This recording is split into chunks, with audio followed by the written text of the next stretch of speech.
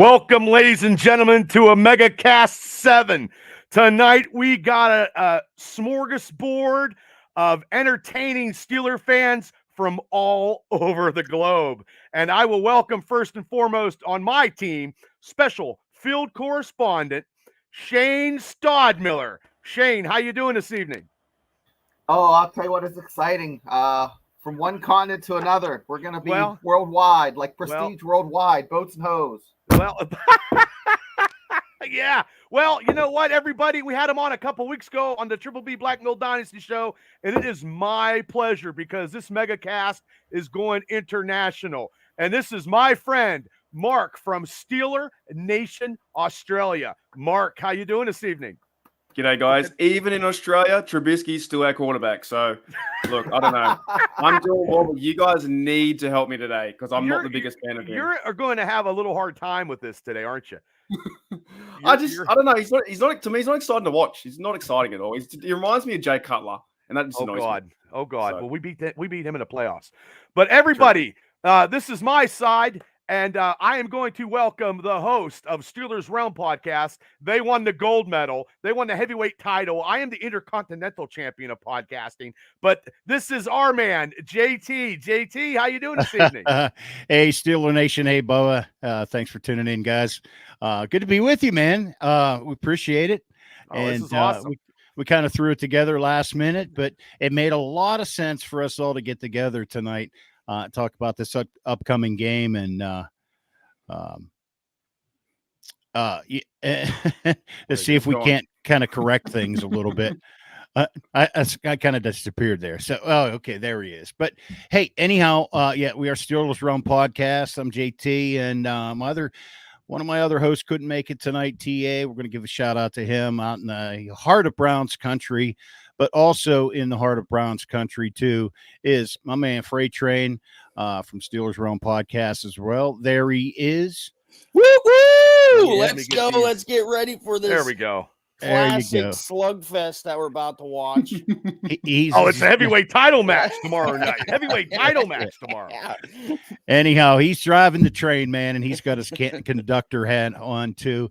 And I also want to welcome our man, Shane Man, from our PSF group, and recently kind of being with us on Steelers Realm Podcast as well, too. So welcome, Shane. We got two Shanes on here as well. Yeah.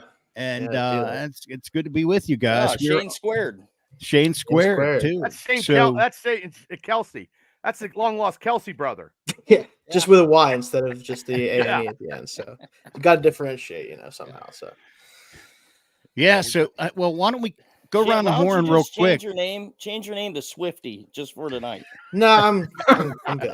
I'm good. I'll pass on that one, Freight Train. Thanks. No, that one, the other one, the other bearded one. I feel naked without one here. You know what I mean? I'm the biggest guy here, and I can't grow anything. It's Dude, I'm albino. I've been trying to grow one for like 10 damn years. I can't figure it out. You got a Sid Crosby stash.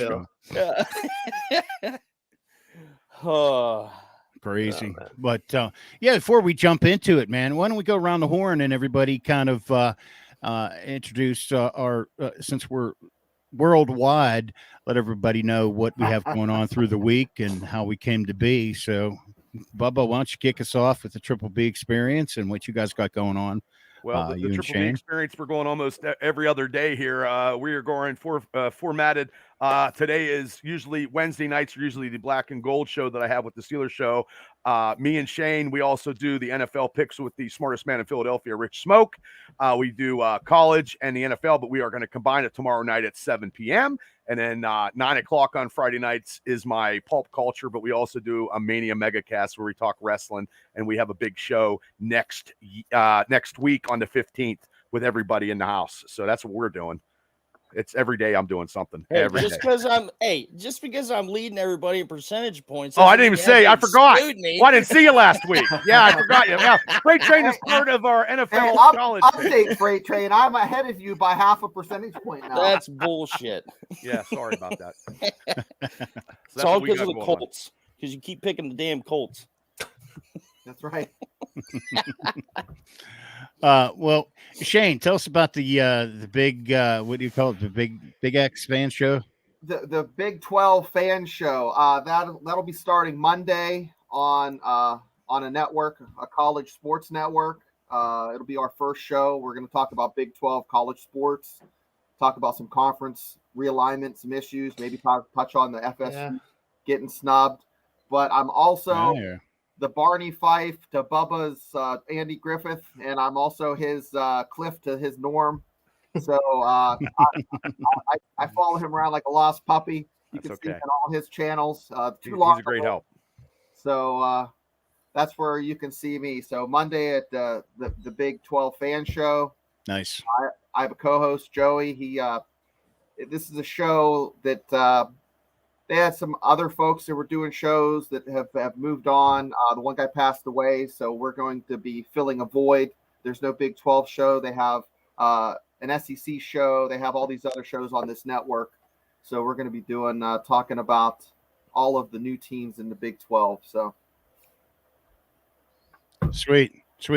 And for those Steelers fans out there, just got exposed to Mark for the first time tonight. Mark, what do you got going on there? Australia? Not too much. I'm like one of the only maybe 10 fans down here in Australia. So no, there's not many of us here. But like the reason why I started the podcast was, I think 3 years ago or whatnot, was because I was just sick of, my friends were sick of me talking about Steelers to them all the time, because I can do it 24/7. So I pretty much, from my channel, I do a video each and every day that I can. Live streams. I've got another podcast with a Patriot fan tomorrow. So that should be interesting. Nice. And I'm going to try and help him out of this mini rut, because they think we're bad and they're 2-10 and they want to fire Belichick. But in Australia, there's not many NFL fans are here, but not overly. Like, I've seen a few Steelers fans. I've got some on my Facebook, stuff like that. But that's the whole reason why I made the channel, was so I could talk football every day. And, the American audience that I get is about 85% or 90%, which makes sense. Nice. But, it's good stuff here. It's good fun. I watch my game tomorrow at this time tomorrow, which is good because it's prime time. Every other time, 3 a.m., 4 a.m., 5 a.m. You got to wake up. Yeah. That makes it rough. No doubt. We have Mark, real quick, Mark, I want to let you know this week on the NFL Network, there's going to be a documentary about James Harrison. Yeah. Yeah. So, is that another new one, or the other one? The same one.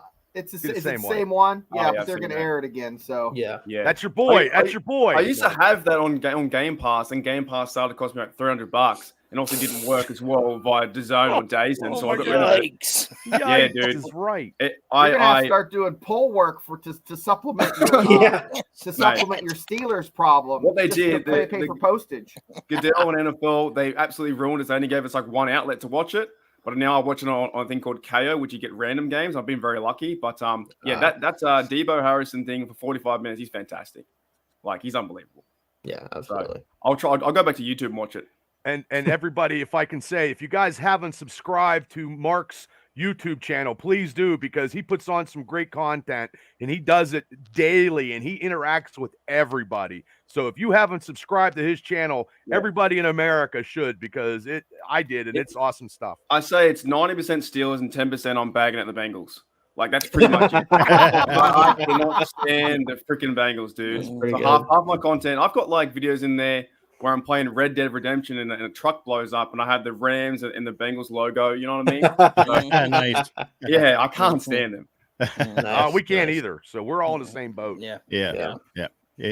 But I think probably if we were to say locally here, I think the Ravens would probably rank number one as most hated Pittsburgh Steelers fans. And then I don't know. Well, this team we're talking about, this I team don't know, we're talking JT about Browns. tonight.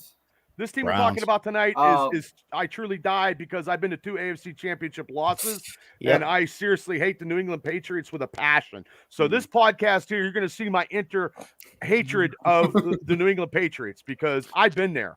Well, that was Byron Cope, the last guy in the stadium, and I'm telling you, 0-2. It's terrible.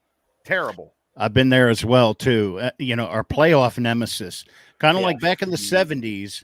Some of our listeners are going to go back that far, but, when the Raiders were our AFC nemesis at the time, and now, certainly New England and Belichick has pretty much had our number, too. But, with you there. with you there for the hatred. The boy wonder, the 12-year-old just calls them the cheaters. He doesn't like Brady either. I hate him. He'll put an asterisk beside Brady's name the rest of his life, probably.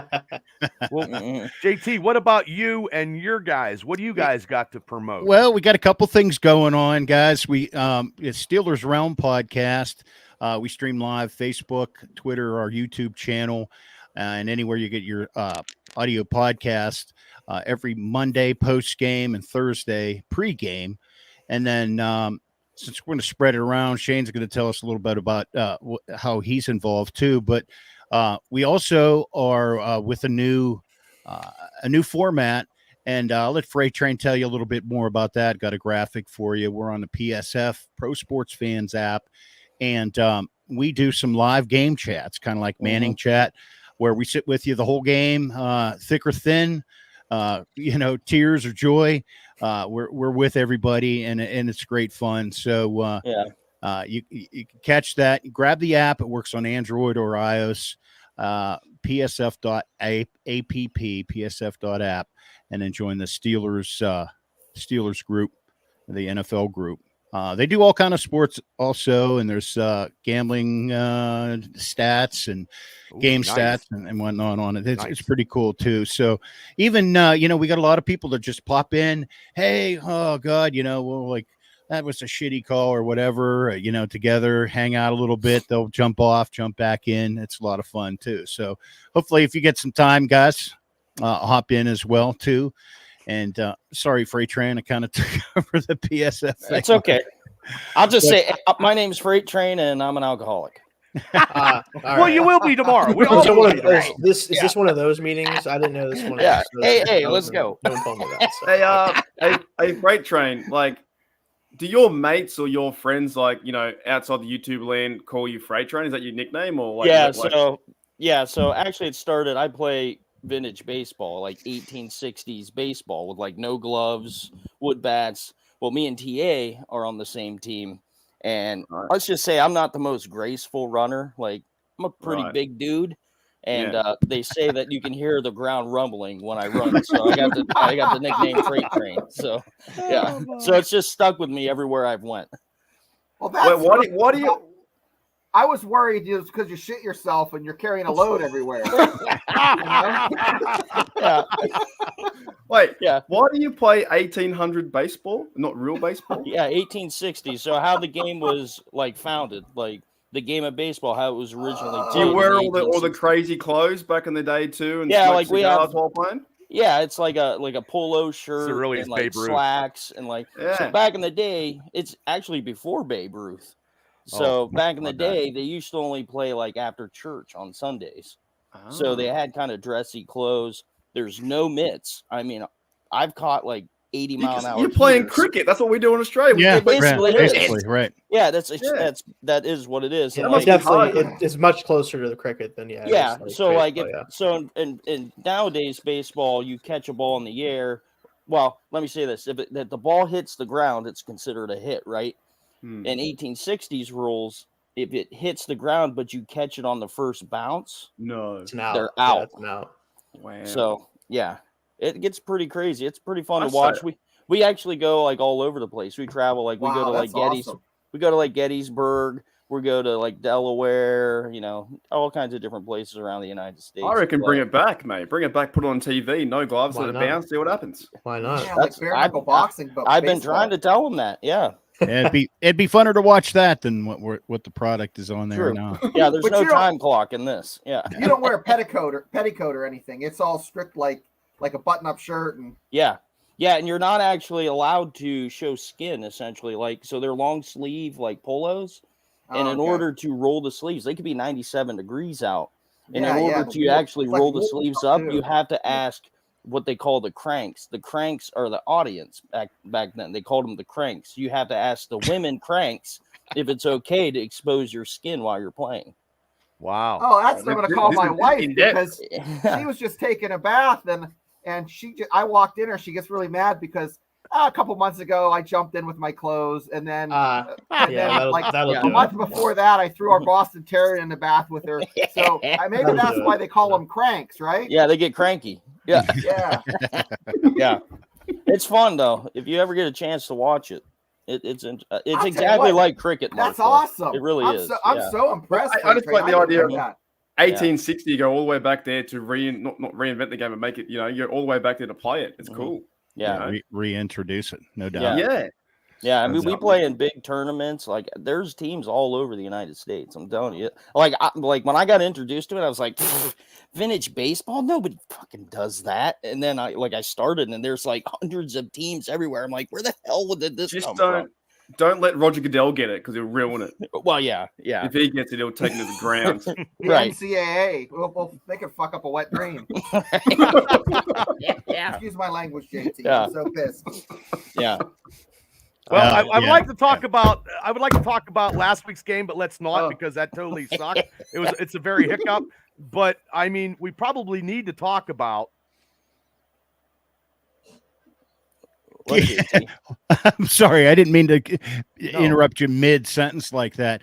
I wanted to give a quick plug out for Shane real quick before we jump into this too.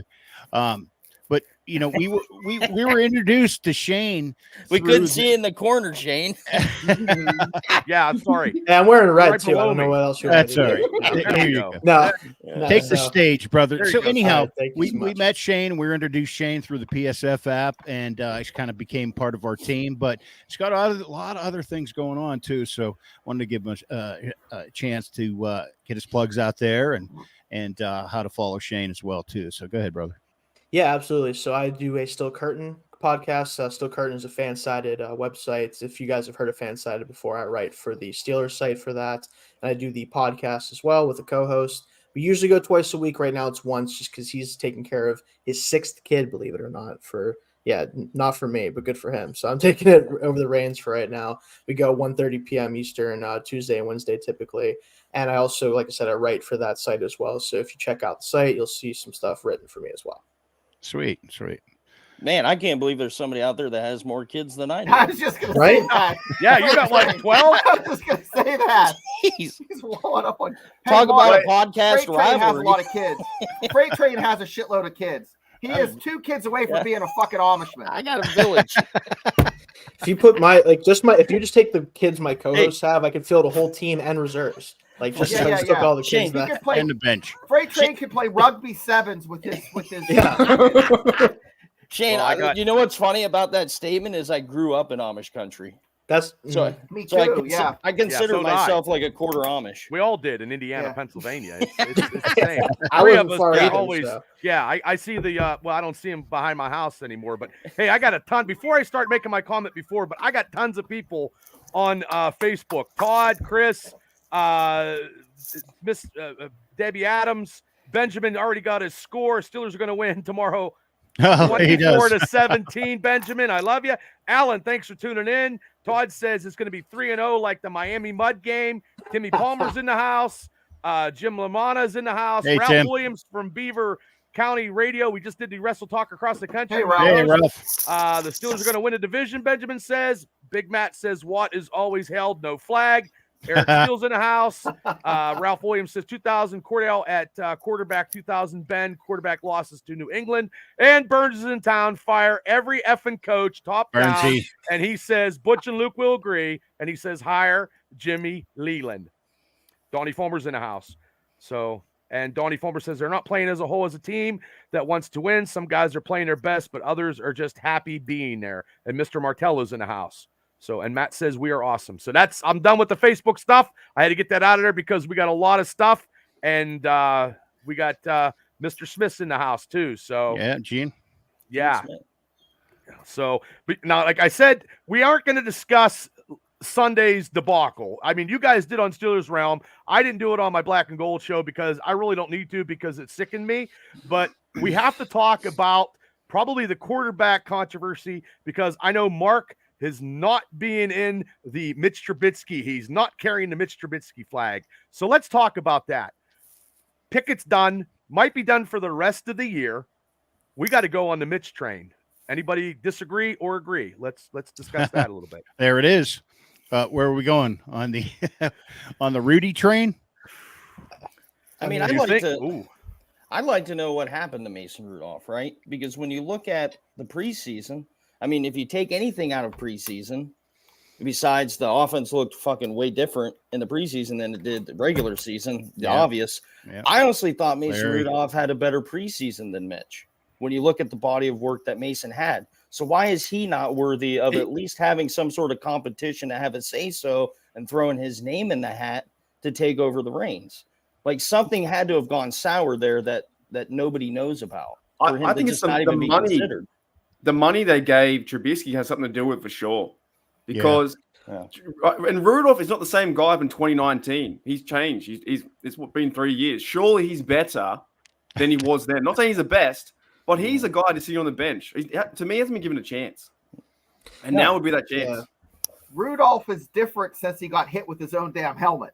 Yeah. It's a fact. It's not even. I'm not even being funny, guys.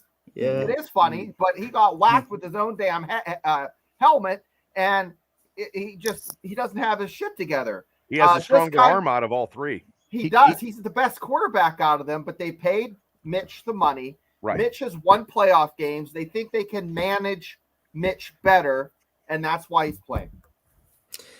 I think for me, guys, and I've been on this train since really watching Mitch play for us last year, right? Whenever he started the year.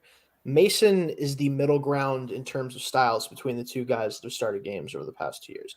Kenny is more conservative than Mitch, but Mitch is more likely to turn the ball over. I think Mason has the right balance. If he's not going to win you games, probably, but he has a little bit more of a chance of going down the field because he's more willing. But he also probably isn't going to have 3 turnovers in a game and blow the game. Like Mitch is very capable of doing that. I think if you're trying to win with Kenny, right? We literally have seen it. Yeah. If you want to try to give yourself the best chance of winning a game, I think Mason would be my choice. Mitch has more theoretical upside because he's a better athlete. He can make plays on the run.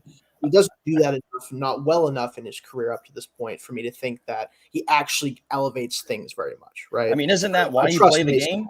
Isn't that why you play the game? I trust Mason more to win a game than Mitch at this point. Herb Edwards even said it. Yeah. You play to win the game. Exactly. Yeah, so I'm very much on the Mitch train of not him being the best quarterback on this roster, even with the Kenny injury, to be starting right now. So unanimously, out of all of us, we have no choice. But some of us would I would try to take. I don't know. I think all our quarterbacks are pretty much the same. We don't have anybody that's edging anywhere, and they just signed Trace McSorley. They have no quarterbacking thing that I'm like, oh yeah. Like, I know somebody behind center is going to actually get us to where we need to be. And it's scary because I believe they might have wasted a draft pick on Kenny Pickett. I mean, I wasn't into Kenny when they drafted him. I wanted Jordan Davis, but the Eagles took him. And I got people saying Mitch's last chance to shine. Bernsey says Trubisky is a bloody wanker, he said. And Eric Steele says Mason is a statue. He will get killed the way the line has been playing. Plus, both running backs are missing blocking assignments.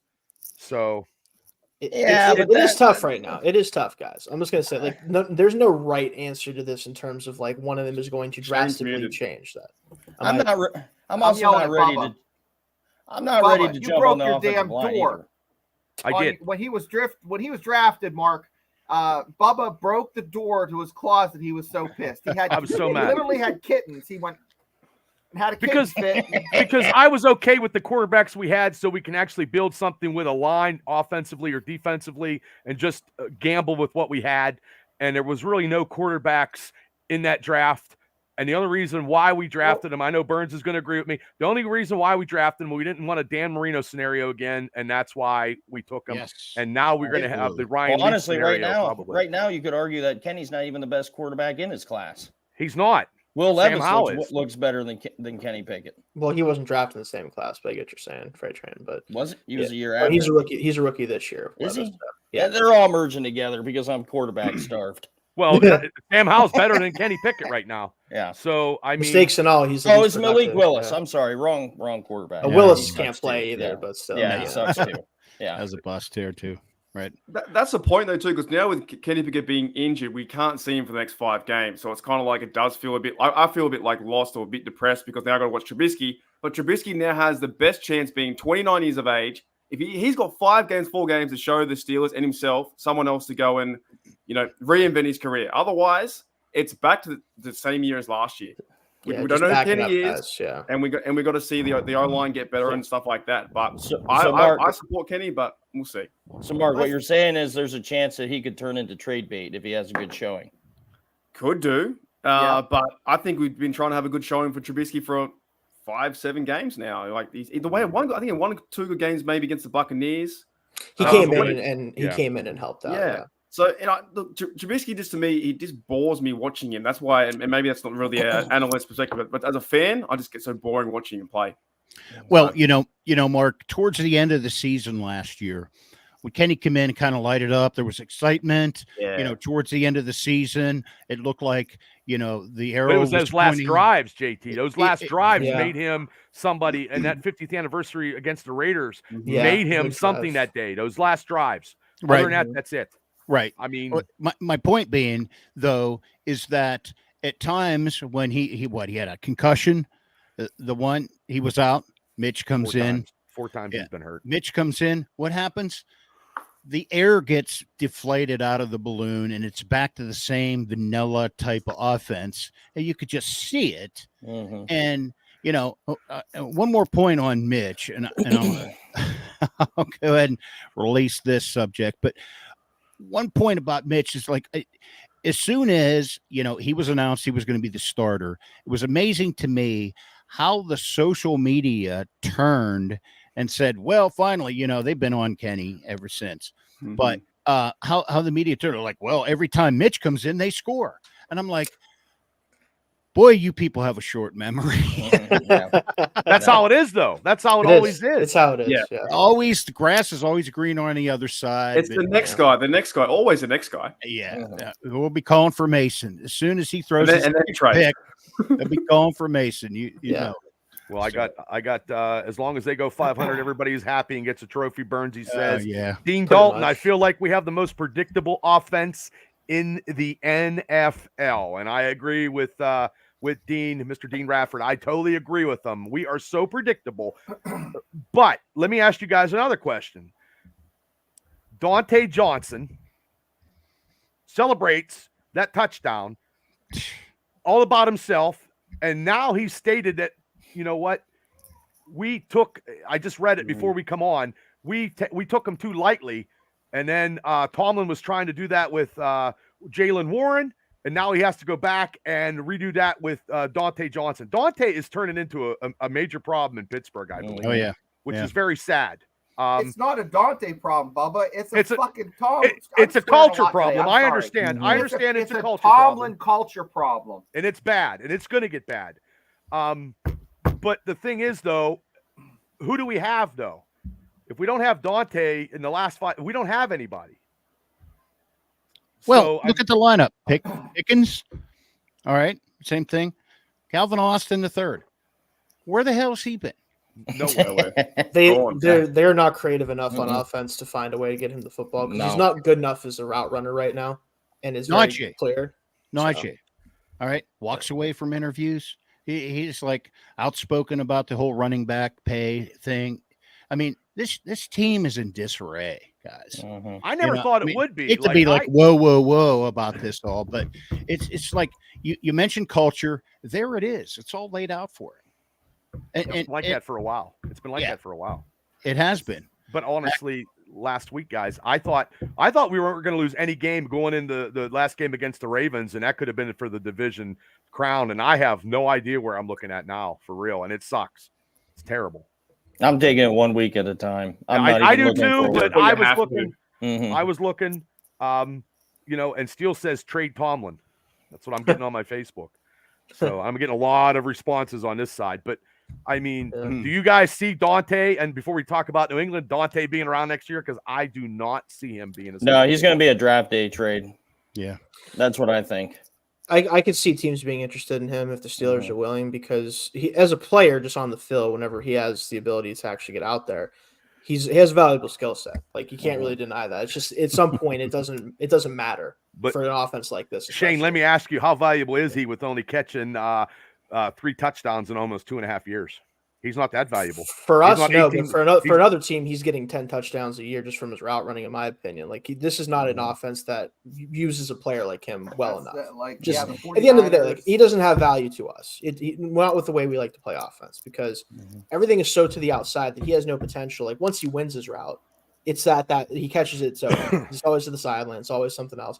He also has the issue of when he catches the ball, he always wants to run backwards at first for some reason. That I've never really figured out with him. I'd love to ask him. What is with that? Because I try and defend him, but he's like 50 good, 50 bad. It's really weird. He's really great, and then he's a strange player. He is, but like just in terms of winning his routes, not many players better in the NFL at doing that. It's what he does after that, and also playing in an offense that doesn't really encourage that very much. It makes it hard for him. It does. So I'd rather see him on another team.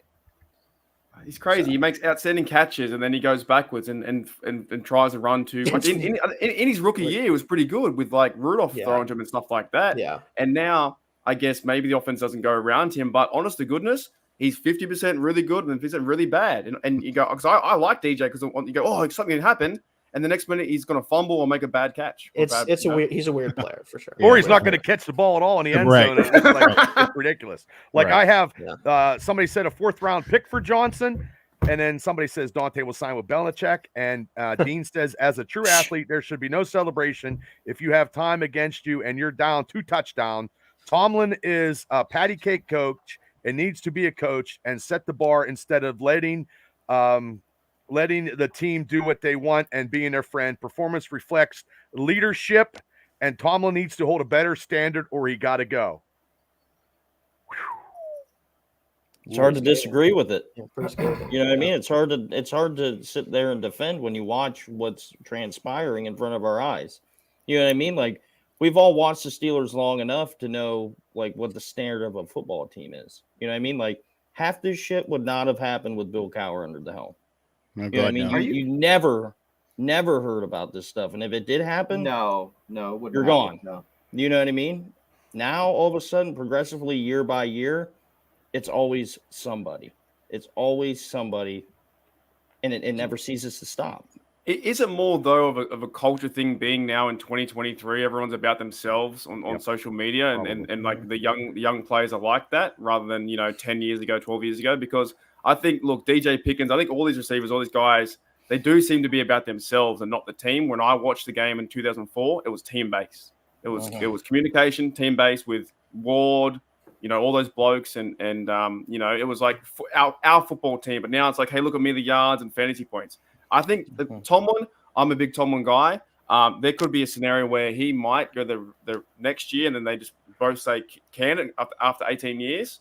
Or he could get another extension. I don't know. But this DJ, he's a mind F. That's it. I think it's really tough, Mark, because like I think at this point with players especially, and I saw this interview, I forget who did it with him, but Joe Schobert, if you guys remember, linebacker for us for a couple of years after going the Browns and Jaguars and stuff. But he talked about how, and I think this is part of why this is a problem now and wasn't a problem earlier in his tenure, is Tomlin does have the idea of letting the veterans kind of handle things a lot of the time in the locker room. He wants them to take accountability for things and be the guys who kind of step up in those situations. And whenever you do that, it works when everybody's on board. But as soon as you have a couple of players, and that has started to happen more and more at the NFL, where you have players who, whether rightfully so or not, depending on how you feel about it, they care about getting theirs, getting what they want, getting what they think they deserve, all that stuff.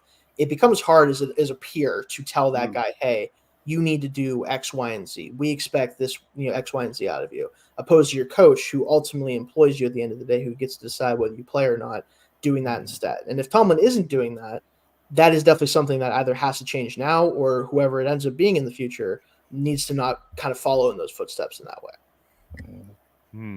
Leaders lead. Dilemma.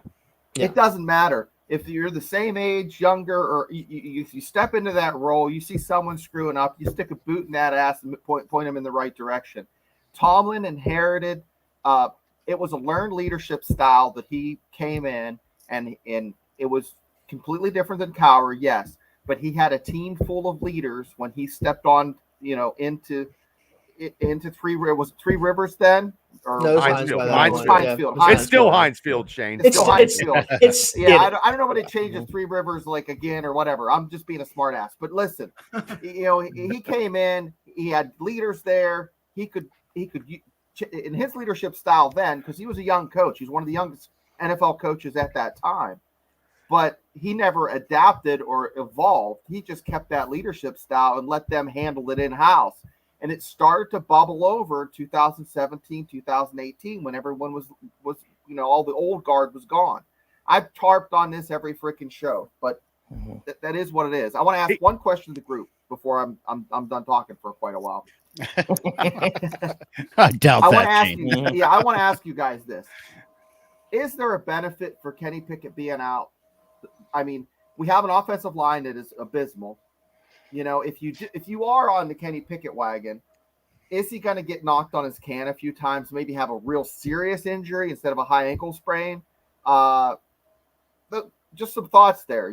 Have Mitch come in.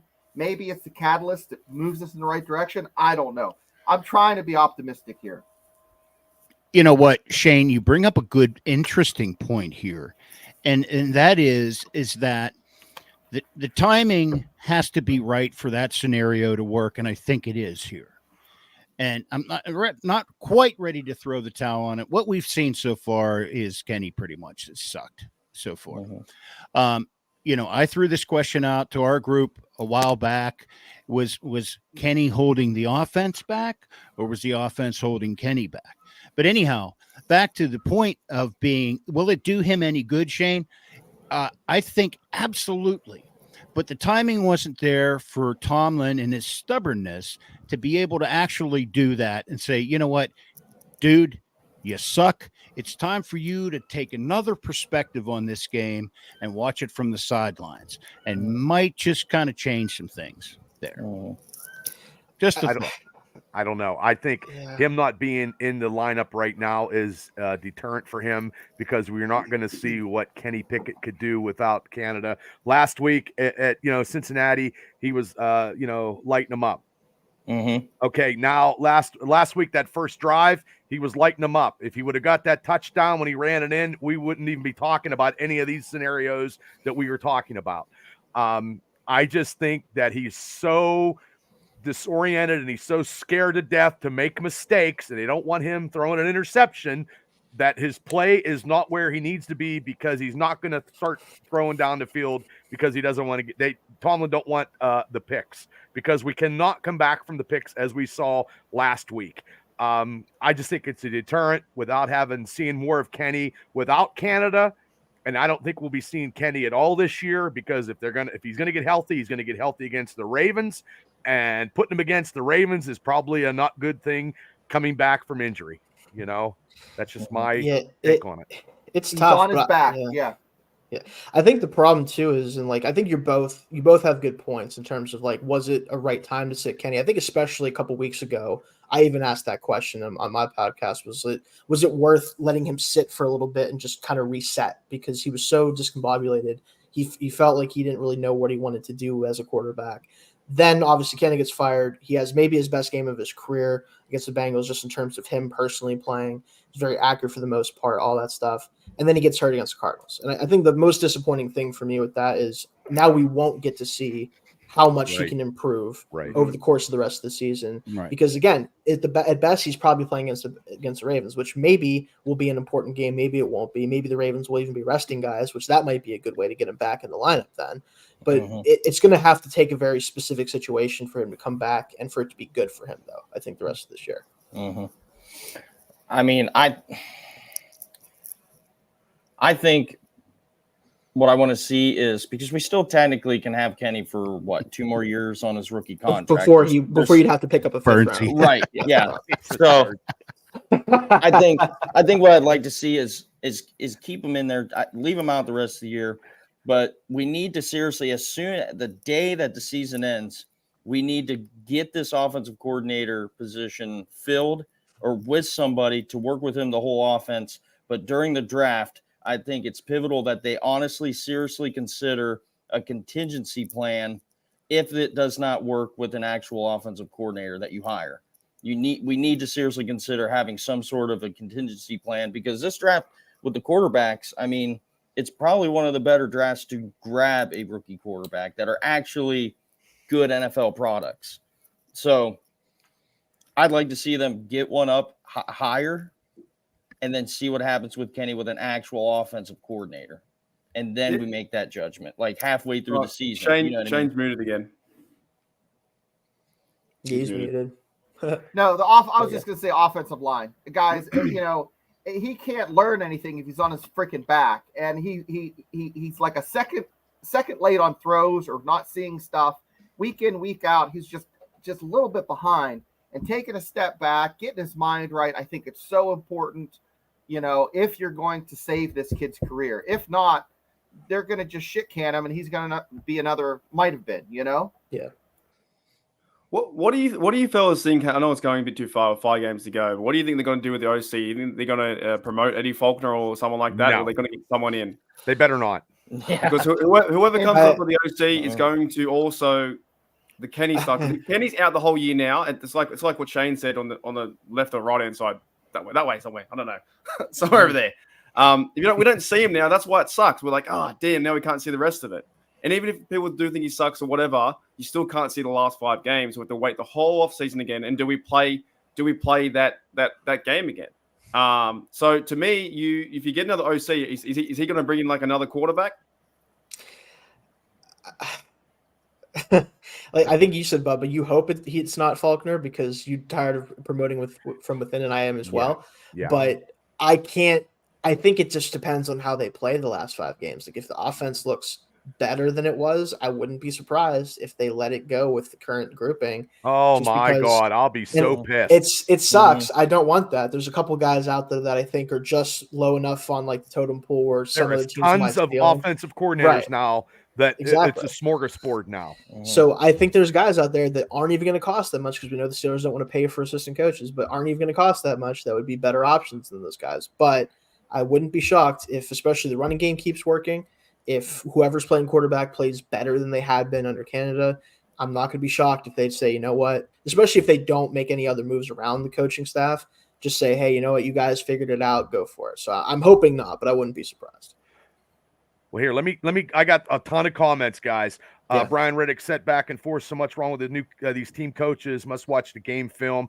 Dean says, keyword team. We have more individuals representing the Steelers now, more than a team mentality. Todd says, I agree with Shane. Tomlin inherited that team and didn't build it. Steele says, the message is stale. Tomlin needs to go somewhere else and start over. And Dean says, Pickett being out is good for him. He can clear his head. If he's able to rally this team, a few weeks of not getting sacked 5 times a game is good prescription. And only to benefit Pickett being out is the elevation of Mitch and Mason. That's all offseason he needs to reboot on how to read a defense. Oh, my God, these guys. I'm trying to keep up. Steele says he will be back against the Ravens, probably making the playoffs. The Jags will be done without Trevor Lawrence, and the Browns are done, Steele says. And if they promote, if they promote within, I'm done, Steele says. And Dean says, Kenny reminds me of Matt Leonard from the Cardinals. Oh, my. Oh, Matt Leonard. That's a callback. So, okay, I got everybody up. And, this could be whatever. I mean, this team is just it's crazy. And as we're talking, I mean, there's so many topics we can go in any rhythm, because tomorrow night against the Patriots, it's even Steven. This is the worst line in betting history, I believe. Well, there is a saving grace, Bubba, and this in all seriousness, there was a report of people flying in to Pittsburgh airport, and Tomlin was to interview with them. When he leaves the Steelers, he's going to write the little expressions for Chinese cookies that what you get when you take out. Yeah. Well, let me go before we go to somewhere else, and we're still on this Tomlin kick. And I do like Bill Cowher. Bill Cowher went to the AFC Championship with 3 different quarterbacks. Tomlin has not done that at all. I'm just saying that. And if it wasn't for Big Ben, he wouldn't have got anywhere where he's at. I understand that he's going to be in the Hall of Fame. I understand that. I don't care if the Pittsburgh Steelers head coach is purple, green, polka dotted. I don't care what color a person is, okay? But it's very stale. We've had a lot of talent on this team, and now, like less than 2 weeks, it could be catastrophic. And if stuff happens wrong tomorrow, it's going to go bad. Losing to 2-10 teams 2 weeks in a row, that's just effing ridiculous. Yeah, I think it's a fair point that someone brought it up about the staleness of it. I think you can acknowledge you don't have to call him a bad coach to acknowledge that maybe it's not the right fit anymore. Because I think the problem is I can agree with that. There's teams that could use a guy like him, like the Chargers. Imagine if he was coaching the Chargers right now with all the talent they have, and their defense just can only play good against bad teams. And like if they could just get somebody in who actually can do something for that team, that can actually provide something other than what Staley's provided them. Teams like that, like there's teams that could value him or have value with him. I don't know if the Steelers are at a point where they're going to get significantly better under him because of that. I think it's stale at this point. Like I think it's a fair question to ask if it is or not. Coward power. Nice. And I think that's key word there, guys. With that, it's just become stale. We've seen it. We saw it with LeBeau. It's just maybe just time. Let him go somewhere else. Everybody's like, oh, he'll be gobbled up as soon as the ink's probably not even and be good dry. for him, and they'll probably get off for it. Yeah. So what? It's time for something fresh. My thing is, if we get the next coach right, we win the Super Bowl next year. Is that Tomlin's players? Just legit. I mean, yeah. I mean, because I'm a Tomlin guy. No one's gonna tell me that. Like I hear it all the time. I'm actually sick of the argument. But I'm a Tomlin guy. Sorry, Shane. I like him because he's been my coach for a long time. I like the way he's a person, and I still think he gives us the best chance to win. But legit, if we get the coach next year, do we complain about is that Tomlin's players? Because it would be. I've never been into that argument myself. It's not even Tomlin's players; it's the general manager. There it is. All right. You know what I'm getting at, though, right? You understand what I'm getting at? Yeah. Okay, that's why I said it. No, I never understood that. But he could walk away next year from the contract. That'd be his last one, and that might be the best because it has been 19 years. It could be for the best for both sides of the party. I'd be happy with that. I'm at. That's kind of where I'm at too. I think it'd be best for both. Yeah. Burns, yeah. It was stale bread back then, Burns. It was stale. And I'll get to some comments, but let's get to tomorrow night's game. Let's tee it up here. All right, so we're back. We're home again, Acrisure Stadium, prime time, Thursday night football. You can catch that. What a matchup, guys! On Prime, KDKA TV handling that locally in Pittsburgh. And we got Al Michaels doing play-by-play, Herb Street. Oh, that's awesome. That asshole. And Kaylee Hartung on the sideline, the game call. So also, if you're just listening, you can catch them on the app. Bill Hillgrove doing the play-by-play, any of the Steelers Radio Network channels, including WDVE, the flagship Pittsburgh station. Greg Wolfley on color, Missy Matthews and Max on the sideline. Weather, partly cloudy, chilly with 39 degrees, a little bit of winds out of southwest. Steelers trail the Patriots. They lead the series 18-16, 7-5, coming off our worst loss since the 40s to the Cardinals. The Pats coming in at 2-10, having lost 5 in a row, and are 1-8 in their last 9 games. And I thought this interesting stat: the over/under 30 points. And I don't even think it's going to get that. 6. Oh God, no! I mean, I'm a betting guy. And I'm staying away from this game. I'm not betting anything. I'm not parlaying literally nothing. I'm not doing anything. Yeah, I'm staying away from it. And do we even know who's playing quarterback for them? Zappy should be. Oh gosh. So you guys recall the last time the Steelers faced the Patriots on Thursday Night Football. Mm-hmm. They won. That was 2015, and they won 28-21. And this is Mitch's second time he'll be facing the quarterback, the Patriots at quarterback. Last time the was Patriots guys are 17-14 against the Steelers in prime time. Yeah, not good. Not good. Tomlin 3-8 against the Hood. Did Trubisky lose last year? Right, week 2, 3, was it? They had that fumble. The fumble with what's his name, Ben's buddy. We cut him. Freight Train. Who was that guy we hated? The running back, punt returner. Punt returner. The way. uh, Oh, Gunnar Olszewski. Yes. Yeah. Cost Oh, us that Gunnar. game. Yes. The Duke of Hazard. That's what I like to call it. 17 Oh, okay. Yeah. So week 2, 17-14, we lost that one. So Yeah, but it's Mike going to Tomlin, be lower than that. this is a record. Mike Tomlin is 3-9 against the New England Patriots. 3-9. These are not good. These are not good historical records here, people. No. You know, and it's just and Bill is 13-4 against the Steelers. And he's 0-1 without having Tom Brady. I'll tell you as what, his there's a quarterback. secret, guys. They should go in, have the equipment manager sew some sleeves, sew that shit up on Belichick, and then he'll be handicapped. He can't win with sleeves. But the thing, funny guys, is they didn't have any when they had this game. They didn't have any player. They had Bill Belichick against T.J. Watt. They couldn't put a player in for their highlights. Yeah. But they're their bad. defense is good though. Their defense is very good.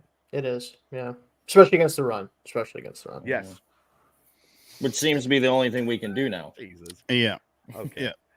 Yeah, and I got if Pittsburgh doesn't beat the Patriots big tomorrow night, the playoff chances are shot. Hate to say this as a Steeler fan, but something needs to change fast. Todd said that.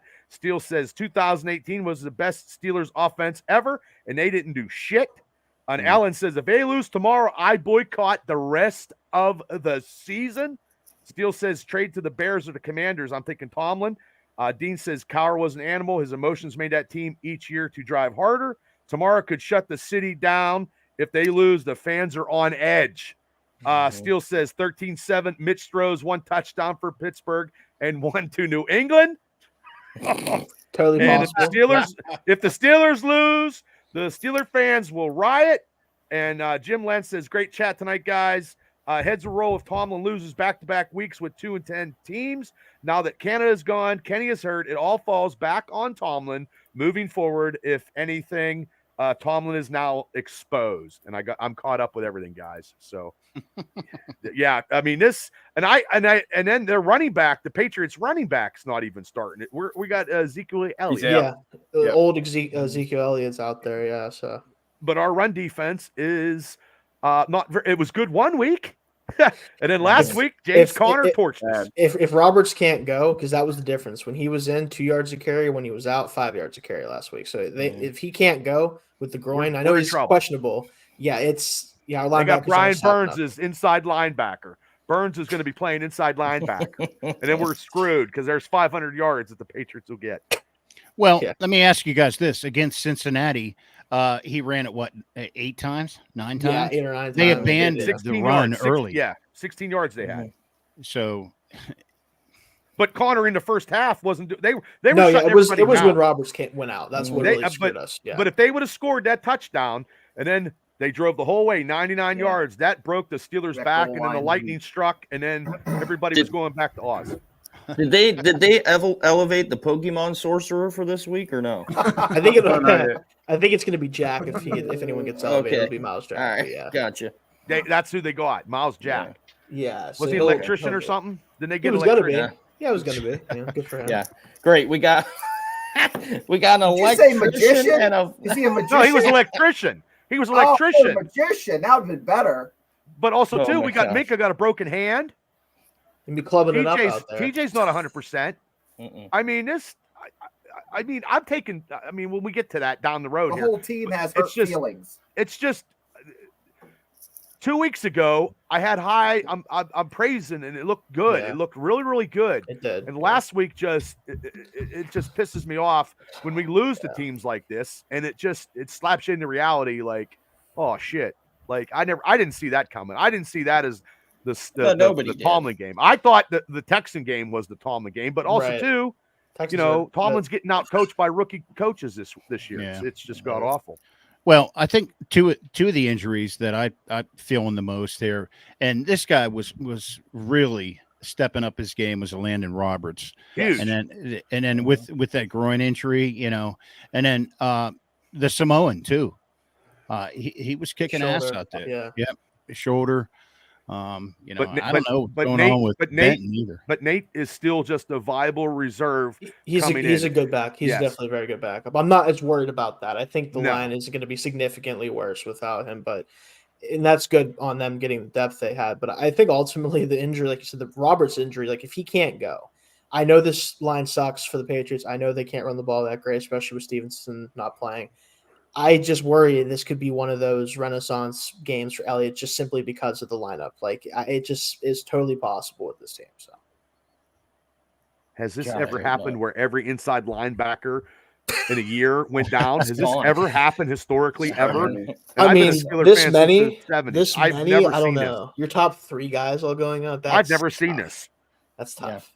Yeah, you know it's bad when you got an electrician and a WhatsApp Pokemon card. Well, that guy got busted for ripping people that's why off during that. Yeah, he had to come back and make some money. Let's sign him up. Why not? Yeah. This is unreal. I mean, this is just and then just injury. This inside injury bug. I mean, Hokum was. I mean, we had and then they were playing Kwan. good. Kwan was good. You know, Alex. I mean, I've never seen this. It was like the Grim Reaper. It took a big giant machete and just wiped out every middle linebacker we had. We signed 3 new guys, and they all get we get depth too. Roberts was supposed to be depth, and they all get hurt. Like everyone dies. Like what are we doing? But good, Mark. I reckon Devin Bush got the voodoo doll out, man. Something. Yeah. I mean, at this point, I'll take him just to stand there. He's got 1 tackle though. 1 tackle all year, hasn't he? Right. Yeah. If you put him in the right spot, he can they might run into him for a tackle. Get in the way. He'll just at least he's there. Yeah. I mean, it's a mess. Steele says move Herbeck inside. He said. I've seen talk about that as a Wisconsin fan and as a guy who watched him play in college. Could he do it? Absolutely. Do they want him to? Seemingly no. And I kind of get that because changing him in the middle of the season when he hasn't worked with the linebacker group is a lot to ask somebody to do. Yeah. So, but if they need him to play a few snaps, I think he can do it, especially as a blitzer. If you just just run at the line, he can do that at least. I don't think he has the size for that inside anyhow. I don't know. He might. You know what, though? He maybe has tenacity. For a modern-day linebacker, he's bigger than most middle linebackers. It's just that he just doesn't play that spot normally, right? It's hard to ask him to do that. Right, and he's outside. Right. Yeah, so. This is crazy. This game tomorrow night. This is crazy. Well, a familiar face is coming back to town too. Is he going to TikTok? I don't know if he does that anymore. Actually, he doesn't do anything anymore. He's that's fair. Is he injured or what's going on with Juju? No, this offense sucks and he's not good separating. So how are you gonna throw him the ball, right? It's hard to throw a guy a ball whenever you only can do contested catches and your quarterback sucks. Like it's just not going to work out. Let's be candid here. He was opposite of who was he opposite of?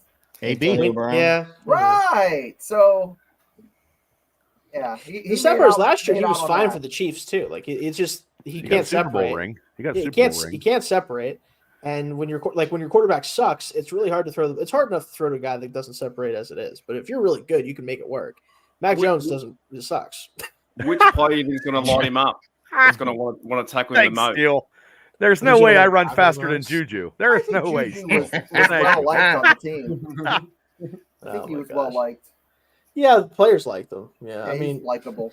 When he did that block to Perfect, I think he kind of earned everybody. Yeah, like for the players at least are always going to like him no matter what. Yeah, right. But if he comes into Pittsburgh tomorrow and has the winning touchdown, don't even say that. We won't make it out alive. And we're not even going to be there.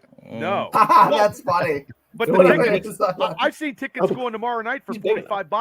$45. Yeah, I was gonna go because I was like, it's $45. But I was like, you know what? If this place might not exist if we lose, so maybe I don't want to be there just in case.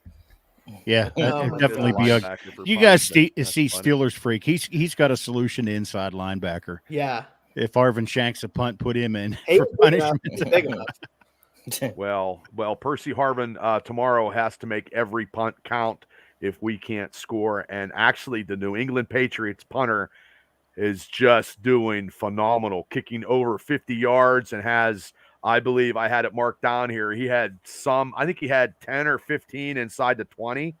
if I'm when you not get mistaken. this much practice, I mean, it's not even fair Yeah. to the rest of the league. Well, hopefully we don't get. Well, hopefully we don't get stupid penalties on our special teams like we did last week. Yeah, I that mean, was 3. something else too. Yeah. That was so weird. Kilbur's great. That was usually, bad. too. That was Kilbur's bad. awesome usually. Yeah. It's And- Well, and you know- and Boswell don't miss a field goal, so everything was wrong last week that went wrong. something was Where did I wrong, have this at? right in the air for sure. That was I a whole had this mess. somewhere. He got it out of his system.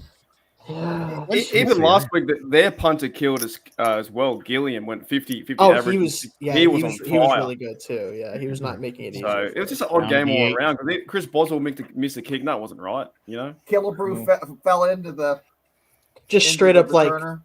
fell down almost, and like that was so. I'm like, I almost wouldn't call it penalty. Like I know you have to technically, but I'm like, he wasn't trying to hit him. He was trying not to face plant on the ground. Yeah. It's so weird. Yeah, he can't. Hey, well, at least Deontay Johnson got a touchdown. At least he got it. that's right. He danced too. So we were all able to sleep at night. 28 punts. 28 punts inside the 20. That's 28 punts. The punter Bryce Bargend. 28 punts inside the 20.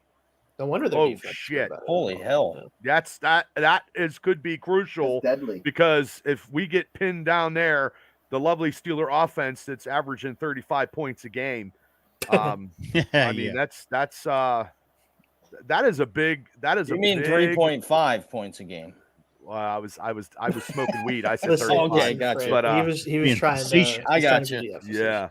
I got Yeah, you. so that can make a huge difference. Their special teams with the punter, because Percy Harvin hopefully does not make the team next year. Hopefully they get somebody else. I thought he would have been better too, but yeah, it's too bad. Yeah. And then I don't know anybody else on the Patriots team because it's not the Patriots team of old, of a Bill Belichick. I'm a here. psycho, so I probably could name you 40 of their 53 players on their roster right now. Because well, you're God bless you there, yeah, Shane. exactly. I don't want to be me. Just so everyone knows, like I'm not trying to brag about that. I'm not saying you should do that. I just am a weirdo, so that's just how. Well, you like football in the NFL, exactly. but I just hate the New England Patriots, and I think they all suck. That but that is fair. I can't. That's fair enough. You know, I can't really argue with you on that. I just so oh my, this is going to be something tomorrow. So let's go around the horn and give a major key for tomorrow. One major key for say a Steeler victory, because this is a Steeler podcast. We're not a major key, one major key that everybody has that the Steelers can win tomorrow. JT, you started off. All right. Yeah, I'm going to say field position. We were just talking about the punts. I think field position is going to be crucial in this game, and to not turn the ball over. Just that simple. Just that simple, guys. Mic drop. Special field correspondent. What do you think? As because I know what you're going to be I would picking. have to say, I'm going to say, I was going to say, of course, Trubisky likes to cough the ball up every now and then. But if they can hold on to the ball, establish a run against a very good run-oriented defense, there you go. Maybe have one of those defensive, what do they call it, pick sixes, or at the defense help us out a little bit. Boswell, this is going to be probably a 3 field goal game. Steelers will score 9 points. And it's going to be very depressing to watch. I hate to break everybody's, break the news to everyone, but it's going to be an ugly game. Mark, what do you think is be one key or a couple keys to this victory? In my mind, I've already changed it 3 times, so I'll go with this one without pressure. I'm going to go give Darnell a shot. I don't know, give Darnell the ball. I like seeing when he gets the ball. Like I know that he can do run block, that kind of stuff, and that's like their offense. Like get him out in some pass patterns or something, because that fella gets the ball. He's 6'8". He falls forward 4 yards. Like give him a chance. That's something different. We don't. What's he caught the ball 5 times this year? Something like that. A couple times, yeah. He's physical. He's a huge bloke. Like he's a big guy. Get him the ball. Make him fall forward. See, I would say that they could use him in the red zone more, but you'd have to get there first to be able to do that. So, right. That's kind of the issue. But, I don't know, man. Something like that. Like just use tight ends.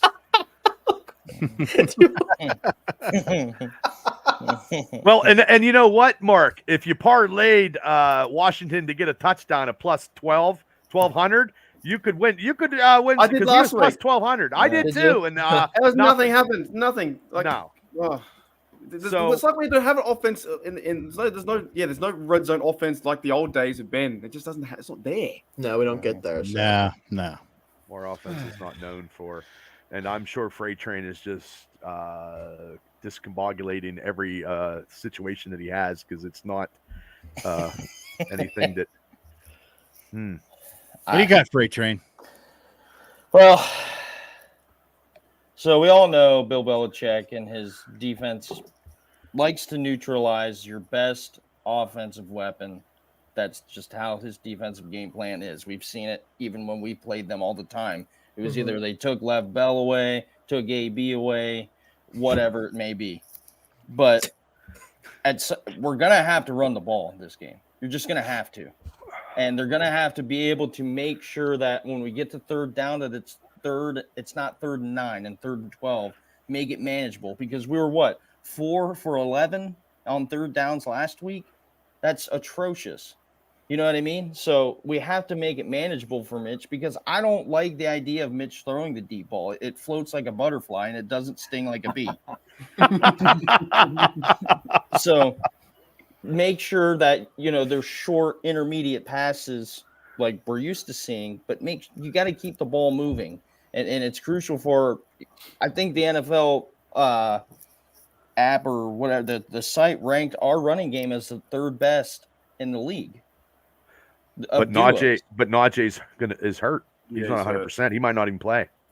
Yeah, but let's face it, Jalen Warren's been the best running back on the team, anyways. I don't know. I like that double combination. I like the balance is important for I think both of them. Right. But I agree. Warren playing is more. It's like if I had to pick one to be ready for this game, it'd be Warren. But yeah. 163 yards averaging the last 4 games. We need to make sure that those third downs are manageable. I know it's been a tall task this whole season, but like in this game especially, you want to prolong those drives and get some sort of points out of your drives. You know what I mean? Like I don't care if it's 9-6, as long as we have the 9. You know what I mean? It's just at this point, it is really more about winning by any means necessary because we wanted to see growth out of this offense. At this point, we're not going to probably see that with Mitch playing, especially. So let's just get it done somehow. I don't care. I'll piggyback off you, Freight Train. I think my biggest key. I'll do one for offense and defense. Offensively, I would legitimately. She's overachiever. We didn't get to do one for the defense. Listen, you could have thrown out more. I'm not. Somebody has to fill in for TA, right? Listen, yeah, exactly. I need to. He is missed. I will say he is missed. I can't even imagine what he'd be saying right now about. I know. I can't. And yes.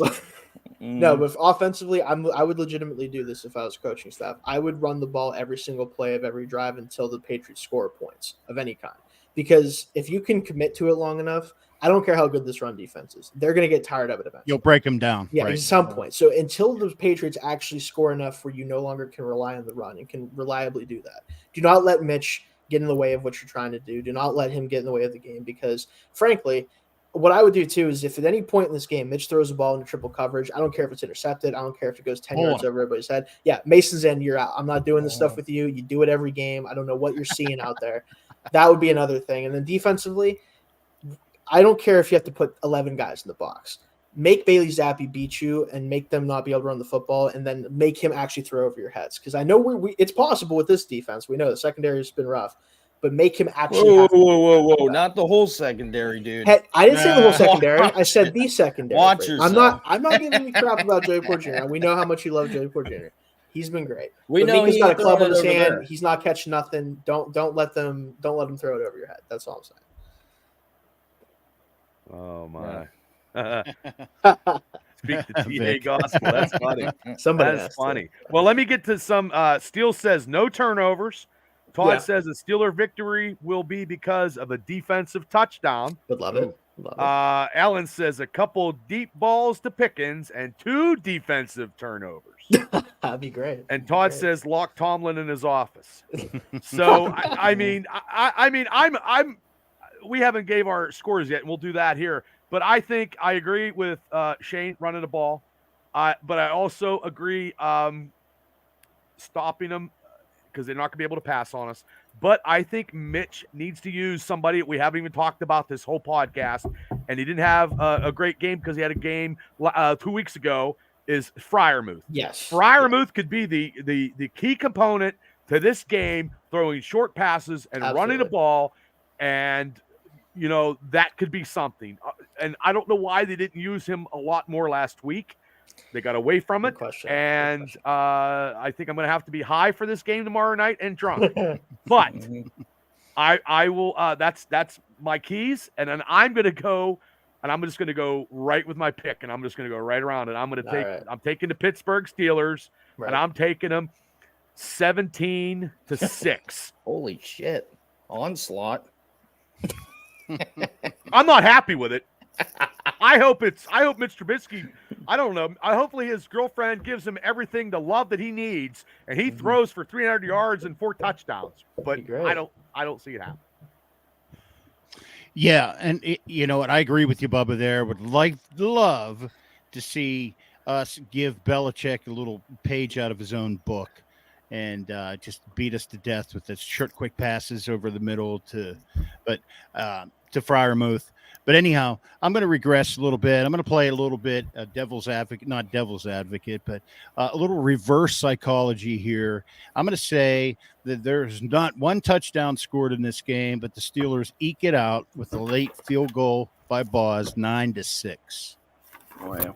Ooh, that's a lot of booze and a lot of drugs tomorrow. Oh, yeah. Jesus. You're going to have to pray it's going to be a long game. Special field correspondent, what would you going to say? And you can say what you want because I know. Uh-oh. And you can say what you're going to say. 10th? I know what you're going to say. Steelers score three field goals, 9 points. They lose by 10-9. And I'm telling you this because, hey, you should be happy, Steelers fans, because every time I pick the Steelers to win, they lose. Me and JT were on a streak for a while. They win. Remember that? Me and you were like 0-5 on picks for like the first 5 minutes. Yes. We were on the same lines. I knew you were going to do that, Shane. I knew it because it's been the whole year you've been doing that. Only one time I got it right. Every other my picks are pretty good, but the Steelers always shit the bed for me. So. And I'm gonna go, Shane. I'm gonna go to you below me, and then I'm gonna let Mark, since he's our special guest, have the final say. So, gotcha. Shane, who do you? What's the score, and who do you think is gonna win? Similar to you, I got 17-10 Steelers. As much as I wish that they didn't give up a touchdown to this piss poor Patriots offense, I have to assume they get one just because you gotta assume they will with this team. They're gonna give up at least one. So I'll say 17-10. They get it done. Mitch does just enough. The running game does just enough. We get out of there with a win. Okay. Freight train. Thinking hard. The smoke is coming. Choo choo. Uh-oh. This I don't know. Gotta get stretched out. Gotta get there. I think I actually have it. I know. He's about to say something. I know. I can feel it. I somewhat actually have a really good feeling about this game. I think. Oh no. Overall, I think this team's a little bit embarrassed, and why shouldn't they be embarrassed? They should be by losing how they did last week. And I think that Mitch Too Risky might have his best game as a Steeler in this game. There you go, Mark. And, I'm gonna go 24-3 Steelers. Holy shit! Still the under though. Still the under. Yeah. So there you go. Still the under. All right. You know what? I'm gonna feed off that because I want this to be the most confusing season ever. Oh yeah. So and that would just be for the Yinzer of all Yinzers would be like, well, we cheered on Kenny, he shut the bed mid-season, and then we got to cheer on Trubisky, who we didn't like, and now we like him again. So I know this is far-fetched, but I want to see a game like 35-6. Oh, because I think that'd be funny. I think that'd be overly funny. The funniest thing. Oh, that would be sweet. See how bad we are all the year. Like it's not going to happen, right? But see how bad we are. We lost to the 49ers. We lost to the Texans. We hate Tom and we love Tom and we fight Canada. Then we're good. Then we're bad. Now we're good again. And I just think it's this roller coaster. The chaos. If it happens, it's like playing the stock market. You know what I mean? Mark, like there's cliffs, then it goes down. Wow, Mark, that's the highest score because nobody is on here doing it. You got the highest score everywhere. It's not going to happen. I think that's fair. The Indians would lose their mind. We'd all lose our mind. We go. No, yeah, the best way that could happen though is four defensive touchdowns and 1 touchdown from Mitch. It still sucks. Like we're still bad, but like TJ they're Watt just gets so one bad. to get his Defensive Player of the Year award. Exactly. You know what I mean? Yeah. Hey, Steelers, I didn't right. say all 24 were by the offense. I said they were going to score 24. But I tell you what, speaking of drugs, they must have the good shit in Australia to pick 35 points. Yeah, man. All right, sometimes you're right and a lot of times you're wrong, but if I get it right tomorrow, then I'll clip this and I'll put it on my YouTube. I will be thinking about every single day. I'll be like playing They're growing that out of kangaroo shit. well, Ryan says, sorry, Bubba. I hate to see Kenny go down, but I read a report that he was about to get benched before he got hurt. And I read that too. It was kind of weird. Do you draft another quarterback? We talked in the first part of our show. We're not going to rehash it, but we all had different philosophical opinions on the Kenny Pickett situation. Chris Elliott said Steelers 10-9. Steele says they don't. Hey, Chris. He doesn't think they lose 2 in a row at home. And he says we are in for a treat. What a Thursday night football matchup between Marisada Mitch and Bailey Zapp. And I'm still saying 3-0. Todd says Miami Mud Bowl 2.0. And what's he smoking, Freight Train? And play defense and use Warren. Ryan says. Steele says the defense will need 3 touchdowns for the Steelers to score 35 points. Yep, that's what Ryan says 9-6 Pitt. If the Steelers score more than 24 points, I'll buy you guys all some Bob's Pizza. Oh, okay. Right. Thanks, Todd. And then Ryan says those mushrooms grow over there on kangaroo shit. So yeah. I got everybody's stuff, and I appreciate everybody on my Facebook stuff with all Mark, the comments. have you ever boxed a kangaroo? Like, have you fought a kangaroo over there? Nah, there's a few blokes over here that have been on video, like the kangaroo's stolen someone's dog, and he's like, I remember that. Right I remember that video. Yeah, like look at him like, oh, all right. They're pretty massive, man. The male kangaroos are like Debo. They're huge. Oh, they're scary looking, dude. Yeah. Like you ever see? They look like they're looking at you too much. Oh, I got a question for you. If we have time, yeah, we got plenty of time. I asked this question to Ike Taylor, Merrill Hodge, and I think a few other guys from the Steelers. Would you rather box 2 kangaroos, fight 2 kangaroos, or James Debo Harrison after his 99-yard interception? Who would you rather fight? After the 99-yard interception? After. You get a bit of advantage. Oh, I'm taking Debo after the 99-yard. Yeah. I might just be able to just push him over because he was getting oxygen and everything. I'm taking the kangaroos, but if a third one comes hopping in, I might need some help. Well, boxing and wrestling's 2 different things, and if he's so tired, he's not going to have his hands up. That's what I'm thinking. Yeah, he's on the ground. Yeah. I said he wants him on the ground. He won't let him up. Merrill Hodge went to Debo as well, and only 2 people I think have chosen Freight Train being one of them, chosen the kangaroos to box 2 of them. Oh, I just think they'd be sneaky. One of them would get up behind you and just get you in the back of the head or something. Oh, Ryan says, "Go Ravens, King of the North, Action Jackson." Got a Raven. We'll see you week 17. We'll see you. He said, "We'll see you." Lamar won't be there. He'll be injured. He won't be playing. He plays shitty against the Steelers anyway. Yeah, he's 2-4 against Pittsburgh. So we'd rather have him play against us. Yes. Oh my God. Yeah.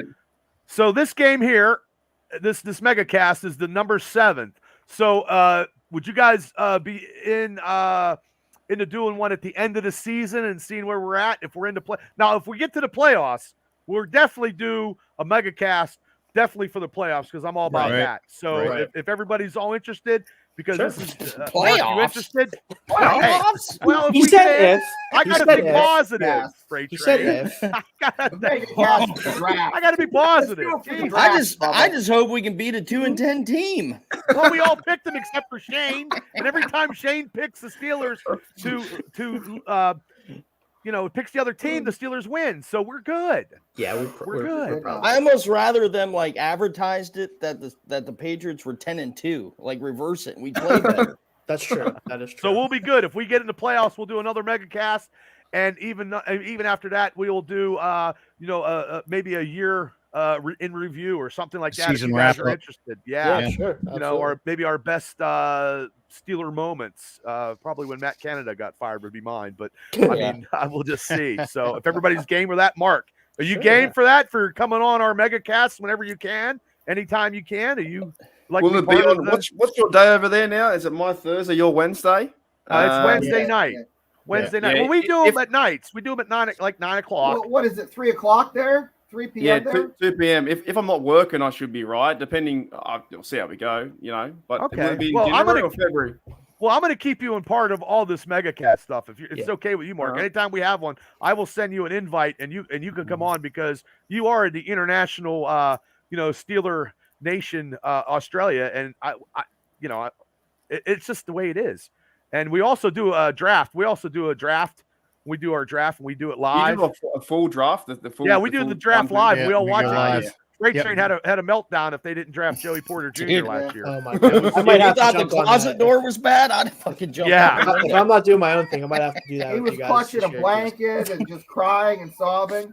Yeah, it was bad. But yeah, Shane, we do. I mean, this is the 7th one we did, and we usually have TA on. And then if JT can, get like sometimes he gets Randy Fuller, to Right. come We on and had him stuff on like once, that. yeah, So, yeah, I mean, so. we had Is Cordell there Stewart any, on. any chance we get AB on as well? Well, You just have we to can like try. trick him into doing it. We If could you- try. If you do it the right way, you might. Just be able to hopefully he figure it keeps out. his dick in his pants. Hopefully, hopefully, That's yeah. views right there. They're clicking YouTube That's- views, and we're that all is true. making some money.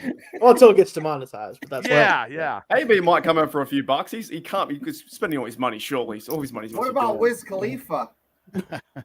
There we go. There you go. It's somebody. black and gold in my eyes. Me too. So, Absolutely. hey, Not so black before and we white. get out of here, Shane, I'm gonna let you do some plug and go down that way and around. If anything you got to plug, go ahead, guys. Before we get out of here. Like I said, just my Still Curtain podcast. If you look up Still Curtain on YouTube, it'll be one of the first things. We do a live show twice a week normally. This week, it's just once. I did earlier today, but go through the week of the game that just happened and also the preview of the game coming up. So if you want more in-depth breakdown for me specifically, you can go check that out. All right, cool. Freight Train. Yeah, Steelers fans, if the Steelers make the playoffs, Triple Oh, B boy. Promotions and JT and Shane Squared will announce me going up against two kangaroos in Right. a boxing match to the very end. Think Vegas will sanction that if we ask them to do it? Yeah, there may or may not be a FanDuel parlay on it. How many hits I take, and how many I land. But I'm willing to sacrifice my body for this team to make the playoffs. Fair so enough. stay tuned and go Steelers. We're gonna sacrifice a lot tomorrow drinking. That's for sure. Yeah. Brain cells tomorrow You night. ain't getting. Oh, Yeah. yeah. Go ahead, Mark. You know what's funny? People would pay. I'd pay for that. I'd pay to. I watch, would. I'd much rather than whatever YouTuber boxing match would be on. Too, so. No, of course I'm from Steel Nation Australia, so my YouTube channel's on there. I don't know if it's in the description or not, but it's Steel Nation Australia on YouTube. Pretty much all my content is just daily stuff talking about the Steelers and live streams. And yeah, like I said, 10% is hating on the Bengals. If we never win one, I would rather see the Bengals never win one at all, like until when I die. Like dead set. If I'm like 85 years old and like Bengals suck, that doesn't be my last words because I can't stand them. So if you like that content, check that out. That's pretty much it. Thanks for coming on, brother. Thank you so much. Yeah. Okay. Shane. Oh, I can be seen on the Triple B Experience on occasion. And then on Mondays, I'll be on a new college football podcast, the Big 12 Fan Zone. So I'll be posting on Facebook and blowing it up on your channel, Bubba. And a lot of fun. Love talking to you guys. Let's go Steelers. But you're the guy that picked against them. Yeah, you phony. He did that to Phony. help him out, though, based on what he was saying. He was Yeah. really trying to Yeah, help him based on out. scores. Yeah. Yeah. So JT, what do you got? Well, SteelersRealm.com pre and post game every week through the season. Of course, you can check us out tomorrow during the game. This will be our final in-game live broadcast over the PSF app. But please do check in with us at some point through the game. Let us know your thoughts so far. Get the app, psf.app, APP, and you can check us out on there. Great for all sports, too. NBA, MLB, NHL, NFL, call it NCAA stuff. They're adding to it and other sports, too. Pro wrestling, yeah. So it's a great little app. It's growing quick. Jump on and hang out with us during the game. Yeah, thick pray with for thin. us as well, please. Yes, Yeah, we're gonna pray need for it. us We're gonna too. need So it. appreciate you guys having us on again. Good to hang out with you, talking our favorite subject, that's Pittsburgh Steelers. Oh So wait, oh my God. Bills make the playoffs. Whatever. Oh my Well, we got to God. go over there anyways to get to the I would Kangaroos. love to go over there. Yeah. I would love to go over there. And Oh, me here's another too, me one. too, for Here's sure. another one. Oh Oh, gosh, well, is that when I used is that supposed to wrestle, be a punishment or a reward? I don't know. I had tights, but I'm not sure. I did a sumo wrestling thing once. I'm thinking more of a Bengals tiger striped speedo. Yeah. You know, Yeah. that's Thanks, sexy. everybody. Yeah. I'm hoping we do win tomorrow. And I appreciate everybody for coming on. Mark, I appreciate, you're busy over in Australia, and I appreciate, you were on a couple weeks ago on my show, and you come on a megacast, and anytime that I have an invite, you are always invited to the Triple B Black Mill Dynasty show. And I'm sure JT will get a hold of you for the Steelers Round podcast to come on and talk Steeler football, because the two of us, we are the two podcasts in Indiana County that talk Steeler football. So, and I like doing these mega casts. And Shane, this is the first time you was ever on a mega cast, and thanks for coming on. Absolutely. And we'll have to share all your stuff too, and get it out there, because the more we share everybody's stuff, the better off we are. That's right. And one big family. That's what I try to do on my Facebook stuff. And I appreciate everybody coming on my Facebook site tonight and just bringing the comments and then the YouTube comments. And it helps us interact, and we appreciate everybody for tuning in. I appreciate everybody for hitting like and subscribe to the Triple B Experience. We'll be back tomorrow night to do the NFL picks and college picks with Shane, Rich Smoke, the smartest man in Philadelphia, and Freight Train. I got him this time. Hey, I got included. You got included. And also, I'll be back Friday night with my Triple B Experience show, where I go Friday nights at 9 o'clock. And then I got a big interview Monday with Dean Radford. I have a lot of stuff going on in my experience stuff. So it's going to be the end of the year. And I wanted to get this done. And Realm was doing it at 9 o'clock. And I usually do mine at Wednesday. And it was great that we could combine them. And I knew I got 2 comments here before I get out of here. Let me see here. I don't know. I probably can't do it. Darn it. Hold on. Nope. Well, damn it. Gene Smith said, "Good show, guys." Yep. Okay. Well, I can't get your comments, and I'm gonna tally out, and I'm gonna get out of here. Mark, thank you so much for coming aboard. Awesome. Shane, thanks for coming. Freight Train, everybody. Let's put the Patriots on Go the Steelers! Fuck Bobby! New England. I hate you. I always hated you, and I never liked you, Bill Belichick. I wish you'd have stayed in Cleveland when we kicked your ass all the time. Okay, everybody. Have a great night. Careful not. Oh, mama.